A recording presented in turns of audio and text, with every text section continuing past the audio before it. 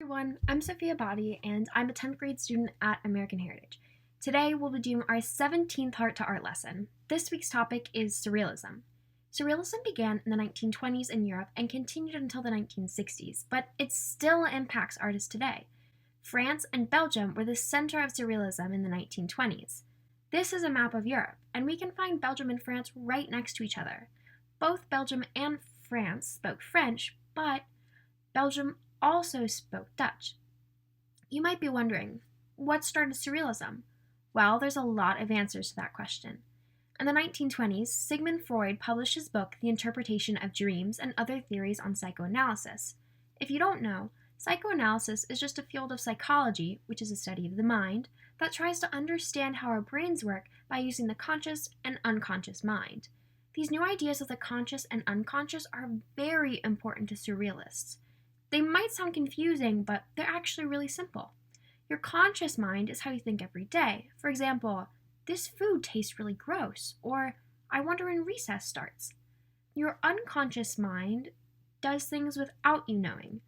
For example, your heart is always beating, but you don't have to think to make your heart beat. That's just your unconscious mind. Sigmund Freud and surrealists were very concerned with whether your unconscious mind can think the same way as your conscious mind. On top of this, life was changing rapidly for people in Europe.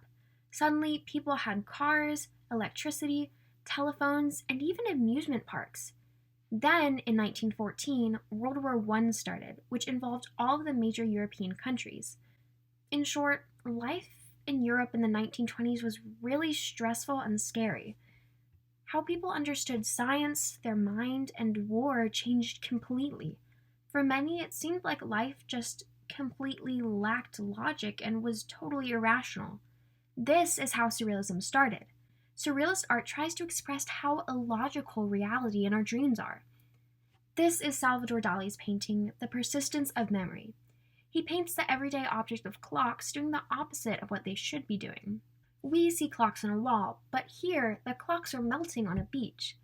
It almost makes you feel like you're looking into a dream or another world. This is the point of Surrealist art. Other painters like Max Ernst try to unlock their unconscious mind by painting whatever they felt like. In his painting The Triumph of Surrealism, you can see a weird monster that seems to be made of different types of fabric and animal limbs. For example, you can see a dog's head, a horse's hoof, and a frog's foot all on the same creature. The beauty of surrealist artwork is its diversity. Really, it can be anything you want as long as you use your whole imagination to create the masterpiece. Today, we'll be making artwork inspired by the French surrealist painter René Magritte. This is his 1929 painting, The False Mirror. It looks just like one of the many eyes we see every day, but instead of having a blue or brown iris, there's a sky inside of the eye. This painting has inspired many works of art over the years, and these are just a few examples. Now, use your imagination and turn a normal eye into any wacky and wonderful creation you can come up with. Hi everyone, this is voiceover version of me, and this is a time lapse of my little surrealist painting.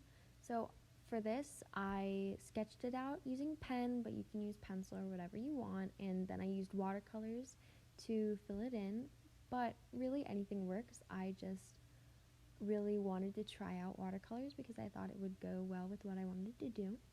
So first thing I did was I sketched out the eye, but that's not in this clip. This is just me painting it. And when I was sketching it out, the first thing that I thought of was what can I do for, to make this surrealistic? And what came to my mind was like compass, maps, navigation sort of theme. So I made the iris and pupil a big compass, and then I made the veins in the eye look like roads and rivers on a map. And then I just use like patches of color to shade and paint the rest of the eye. And you can see on my computer I was using reference photos, but if you don't have any, you can just look at somebody sitting next to you and look at how their eye looks, and that's a great reference right in front of you, or you can just use your imagination. And I'm almost done here. I was adding highlights with a white pen, and now or in a second, now this is my painting, so you can see there's a compass where the iris would be, and I tried to make the veins look like a map. And yeah, it's not super realistic, but I really, really like it, and I hope you all have a great time doing your paintings.